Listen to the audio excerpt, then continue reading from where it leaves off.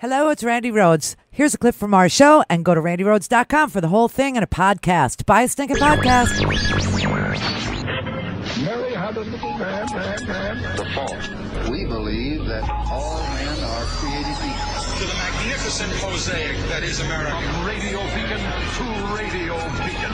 I have a dream today. Change has come to America. Believe me. Knock, knock.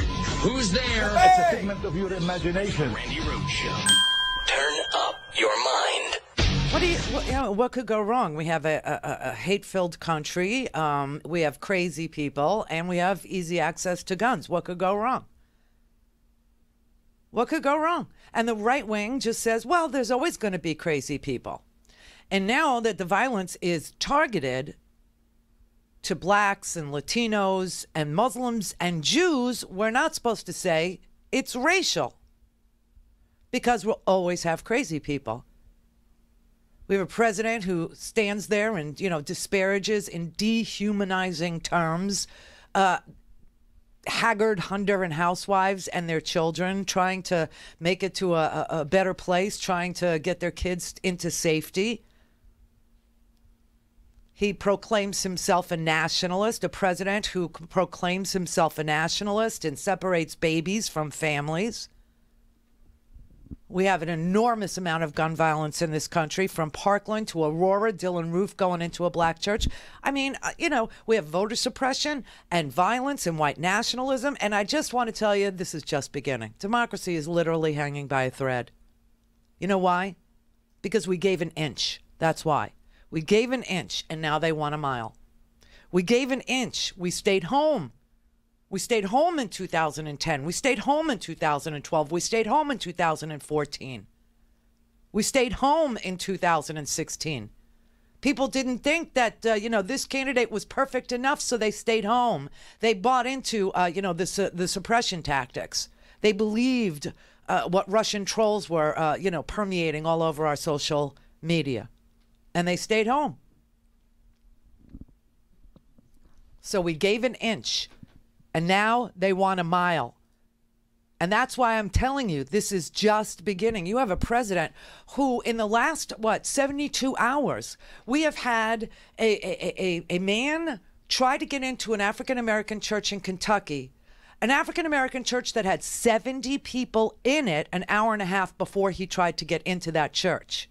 Because their services were over, the doors were then locked, and he couldn't get into that church. So he went to a grocery store, and he killed a man named Maurice Stollard, who was with his grandson trying to buy some poster board for a school project in front of his grandson. He killed him. And then he went out into the parking lot, and he killed Vicki Jones, a woman who was just trying to do her grocery shopping, both black. After that, we totally forgot about that, because then we started seeing mail bombs sent to people who had been criticized by the president.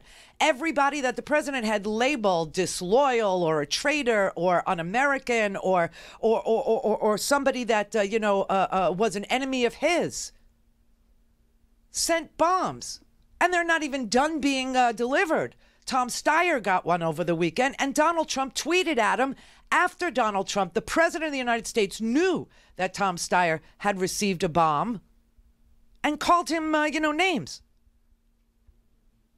in a tweet. Like stupid grade school names. And then on Saturday, a man shouting, "All Jews must die," opens fire at a Pittsburgh synagogue that houses actually 3 synagogues in it, killing 11 people and wounding 6, 4 of them police officers. How many more guns do we need? Police officers. 2 of them are in critical condition.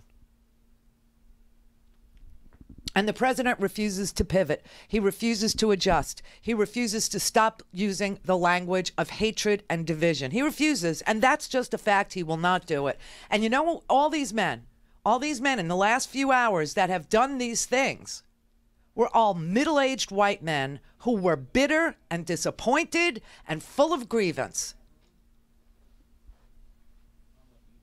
The guy who went into the Kroger store was 51 years old, a white man. The guy who sent the bombs was 56 years old.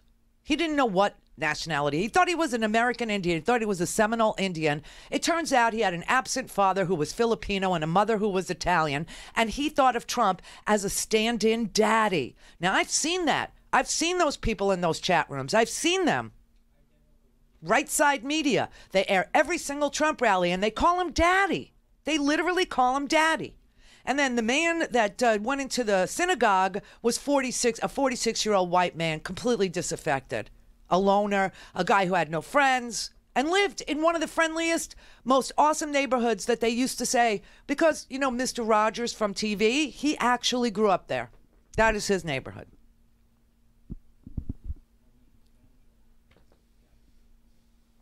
This is what we've been living through for the last week and a day. This is sick. This is just so unbelievable. But, you know, we're always going to have crazy people, everybody. And remember, it was a false flag with those bombs, right? That wasn't real. And just because the president decided to announce that he is suddenly a nationalist, he's a nationalist and steals language from the Limburgs. Yeah, Limburg and the Henry Ford anti-Semites and all those people dating back to World War I. The nationalist rhetoric he's just now adopted, and all of a sudden all hell breaks loose, doesn't mean that he's responsible for any of it, because we'll always have crazy people, and this is America, and everyone should have easy access to guns. Not to the ballot box. We have massive voter suppression going on in North Dakota against Native Americans and against white people who live in the burbs, in the exurbs, who don't have street addresses and can't get voter ID. Georgia, you had Jimmy Carter writing a letter today to Brian Kemp of Georgia saying, just recuse yourself from overseeing the election while you're on the ballot. What is so hard to do that? And he won't do it. We have voter suppression all over the place. We have voter suppression in Kansas. Same thing. Chris Kobach, Secretary of State, overseeing his own election. What could go wrong? Won't recuse himself. We have voter suppression everywhere. People can't even cast a ballot. There's so much hatred, and so much of it is obviously racial.